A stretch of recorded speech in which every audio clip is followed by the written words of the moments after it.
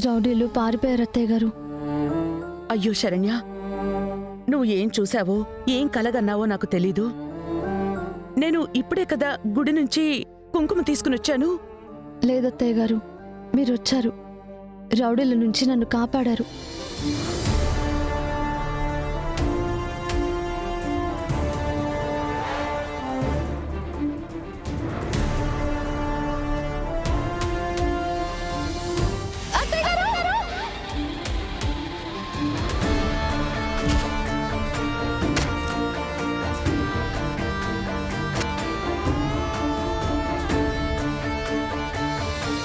రౌడీలు రావడం ఏంటి, అమ్మ కాపాడడం ఏంటి?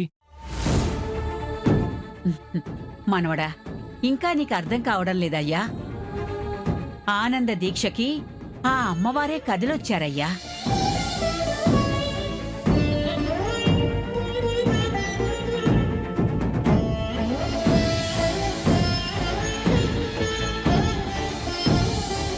అవునయ్యా, సాక్షాత్తు ఆ అమ్మవారే ఆనంద రూపంలో వచ్చి శరణ్యకి రక్షణగా నిలిచారు.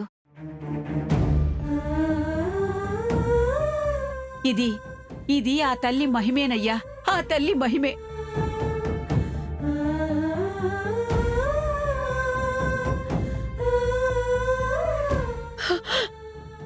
అమ్మా తల్లి, మా మీద దయ తలిచి తరలి వచ్చావా? ఈ జన్మని ఇలా చరితార్థం చేశావా? ధన్యోస్మి తల్లి, ధన్యోస్మి.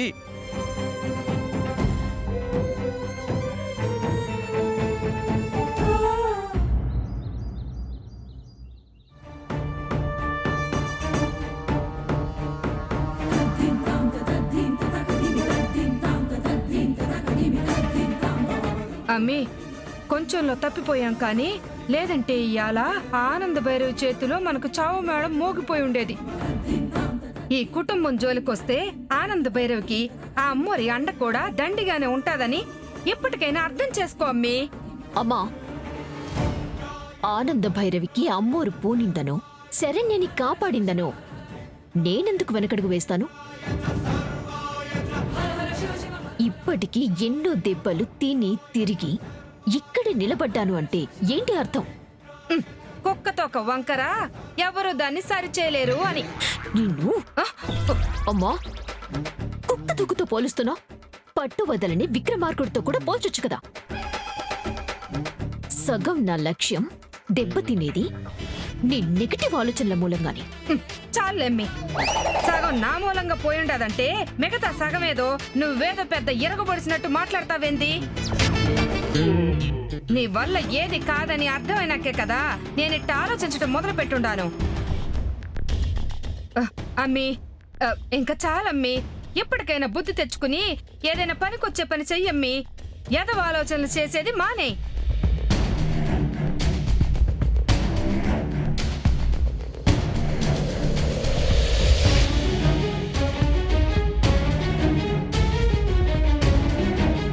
ఓకే అమ్మా, బుద్ధి తెచ్చుకున్నాను.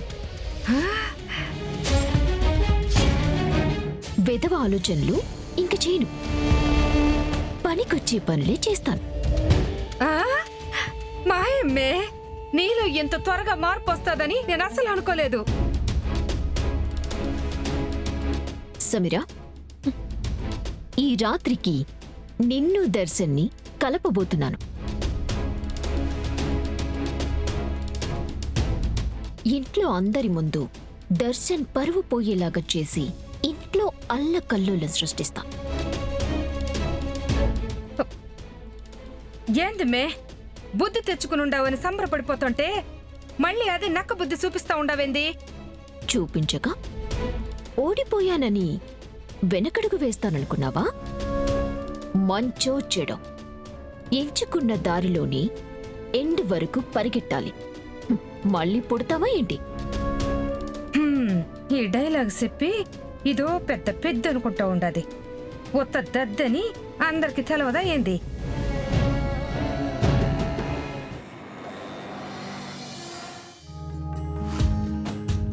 ఎక్స్క్యూజ్ మీ,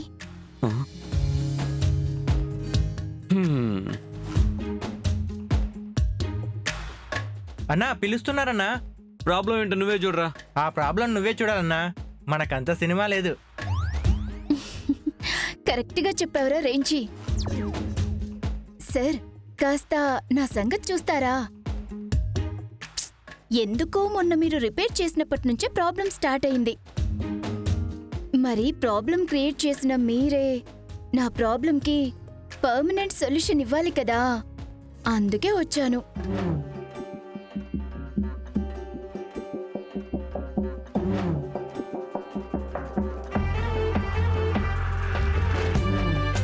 నా వల్ల ఎవరినైనా బాగుపడుతుందే కానీ ఎంత పెద్ద ప్రాబ్లం క్రియేట్ అవ్వదే.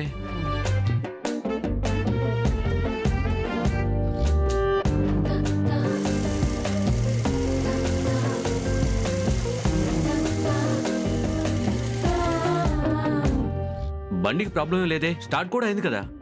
అంటే ఇక్కడున్నంతసేపు బాగానే ఉంటుంది, వెళ్ళిపోయాక మనసు మాట వినట్లేదు. ఏంటి? అదే బండి మాట వినట్లేదు. మరీ అంత మాట వినకపోతే పాత సామాన్ల వాడికి అమ్మేయండి, అప్పుడే బాధ ఉండదు కదా. రిపేర్ అయిపోయింది, ఇక తమరు వెళ్ళొచ్చు. హ్మ్. అక్కర్లేదు, రిపేర్ లేని బండికి రిపేర్ చేసేంత పెద్ద పనుని కాదు. ఉంచండి.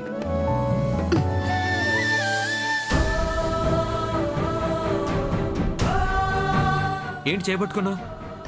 ఈ చేతిని నేను లైఫ్ టైం పట్టుకోవాలనుకుంటున్నాను. నీకంత ఇంట్రెస్ట్ ఉన్నా నాకంత తీరిక లేదు. నాకు నువ్వంటే ఇష్టం దేవా. నువ్వు రిపేర్ అంటావు, మళ్ళీ మళ్ళీ వచ్చినప్పుడే నాకు అర్థమైంది. విడమర్చి చెప్తే కానీ బుర్రకెక్కని బుద్ధి లేని వాణ్ణేం కాదు.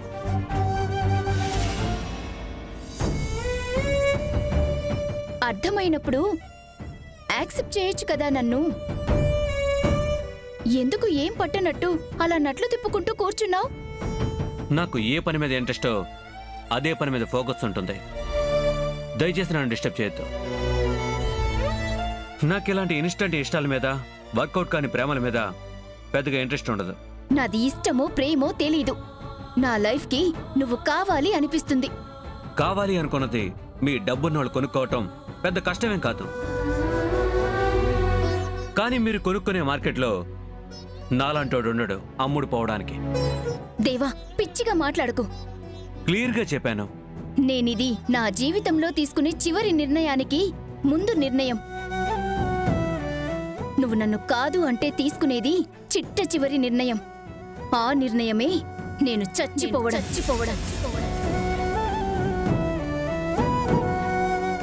నన్ను యాక్సెప్ట్ చేస్తావా లేదా? ఏయ్, ఆ బోరుకొచ్చిన బండి ఓపెన్ చేయరా. ఈ బోరు మాటలు నాకు చిరాగ్గా ఉన్నాయి.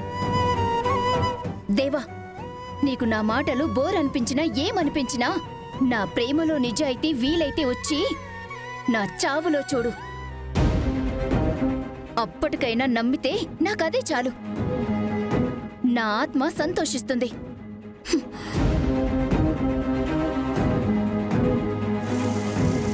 ఏ దామిని, దామిని